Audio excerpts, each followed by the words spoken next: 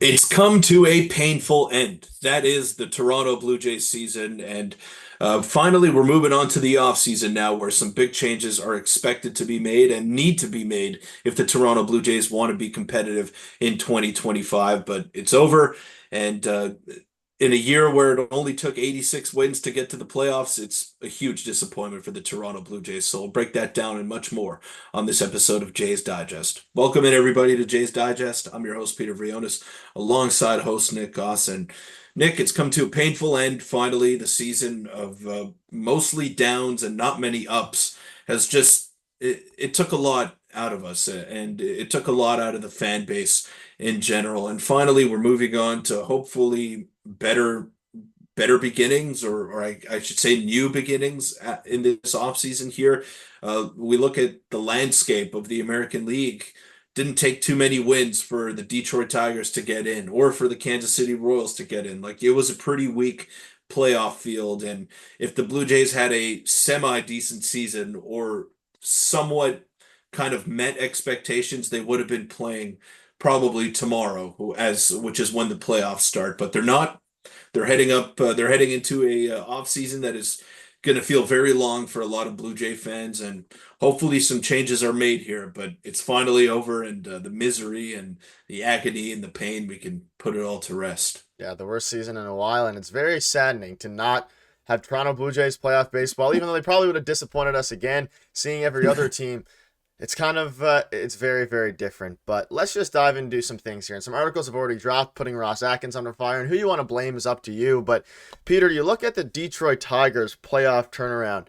It kind of proves, as this article says, the Blue Jays should be held to a higher standard. Toronto has no more excuses. Something has to change. And you rewind back a few months, the Tigers and the Blue Jays both had under 1% chances to make the playoffs. And guess who's playing in the playoffs tomorrow? You can see here the playoff probability, the 2024 AL Central playoff odds as low as, I think, 0.5%.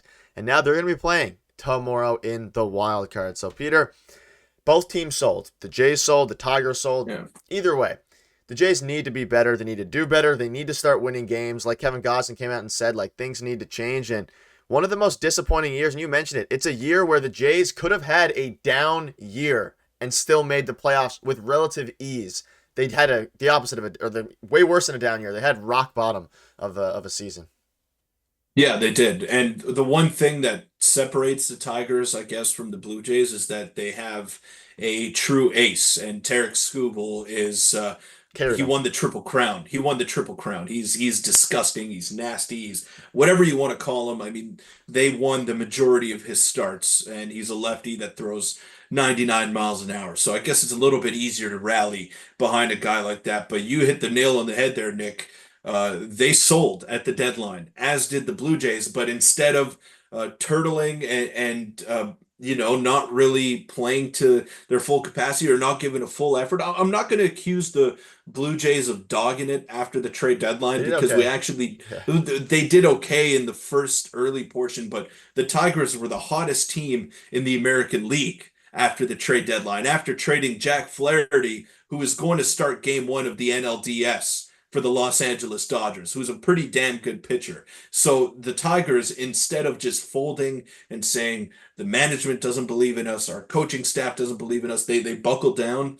They believed in their own abilities, and now we're seeing a bunch of play. Like, they rallied behind Tarek Skubal, but they got contributions out of everyone. And Comerica Park right now is as electric as it gets around Major League Baseball. They are so excited to be back in the postseason for the first time in 10 years. And they only won 86 games, as we mentioned earlier in the intro.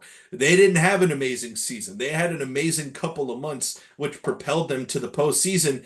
And you feel like if the Blue Jays had any sort of stretch of games where they were dominant, that they could have had the same fate. But ultimately, wasn't meant to be. And now we're seeing three AL Central teams in the postseason, which was widely expected to be the worst division. It was the worst division technically because, I mean, they had the White Sox in Yeah. there, and they benefited from playing them 13 times, and their record would have been more so like the Blue Jays if they hadn't benefited from that. But hey, I'm not taking anything away from the Tigers or the Royals or the Guardians. They made it. They stepped up when it mattered the most, and the Blue Jays failed to capitalize on a golden opportunity. Yeah, and you can see here the Jays went 23-30 after the trade deadline on July 30th, and we did see some good things. And Steve Simmons, not a huge fan of him, but he came out this morning and dropped an article saying, time to say goodbye to Blue Jays management duo of Shapiro and Atkins. And he says, this is what should happen Monday morning, which is today, and it won't. Jays chairman Edward Rogers, the owner nobody knows or sees, should meet up with team president Shapiro and GM Atkins, shake their hands and thank them for their services and say goodbye. They've had enough time to accomplish this. 9 years is long enough. Haven't won any playoff series, obviously. And you can pause and read the rest. But basically, Peter, it goes on to say that Ross was given enough chances. He hasn't built a winning team. Now, I still think that, at this point, everything seems, all signs are pointing to Ross Atkins staying with the Toronto Blue Jays and getting at least one last shot. But could they have foreseen the bullpen collapsing the way it did? No. Could they have foreseen everything else? Probably. They signed a guy like Dalton or Kevin Kiermaier. Made no sense at the time. They signed some guys like Justin Turner, which ended up being okay.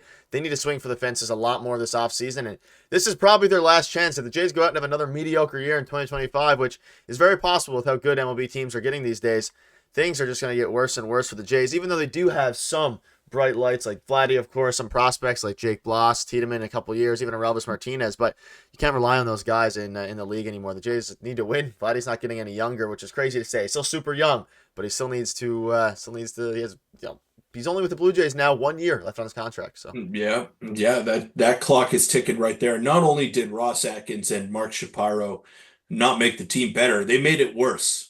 They went from a team that was slugging the ball out of the ballpark with as well as pretty much anybody in Major League Baseball to a team that could not hit their weight and to a team that was awful offensively. And they wanted to focus on defense.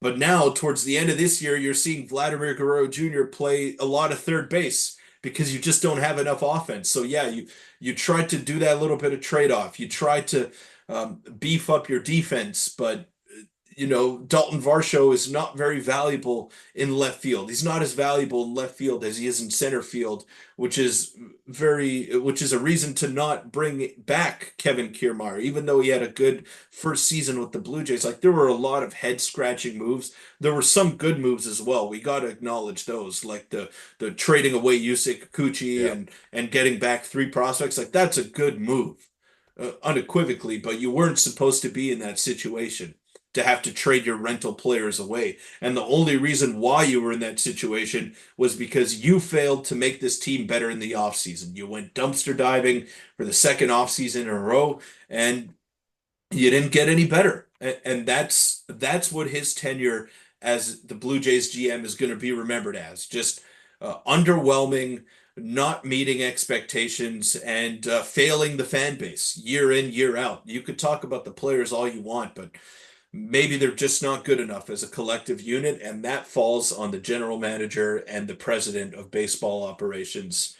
And I don't think it necessarily falls on anyone else because they had an opportunity to make the team better and they failed to do so. Yep, and as you look at the standings that end the season, they had a comparable record to the Oakland Athletics of all teams with everything that's happening there. So they need to be better, and hopefully the Jays can do some things this offseason. It's going to be a wild offseason. Playoff baseball obviously starts tomorrow, which will be enjoyable. We don't have to stress during the playoffs for the first time in a while, but let us know in the comments what your thoughts are on this, and we will have you up to date. And thank you guys for riding with us throughout the whole regular season. We're going to keep you up to date with all the content in the offseason because, Peter, I think it's going to be a very, very eventful offseason for the Blue Jays, one of the most in recent memory. Yeah, it has to be. And if they want to achieve their goal of being competitive for next season, a lot of changes need to be made. It was tough to forecast. You're right. It was tough to forecast the bullpen being this bad and maybe some players regressing as much as they did offensively. But it wasn't too hard to predict considering how bad they were last year and the minimal changes that they made. So it'll be interesting to follow. I'm sure that they're going to be very active in the offseason because they've left themselves no other choice, and we're going to be covering it every step of the way. So stay tuned for that. Yeah, we'll see you guys in tomorrow's video, and enjoy the playoffs as well and whatever team you decide to root for.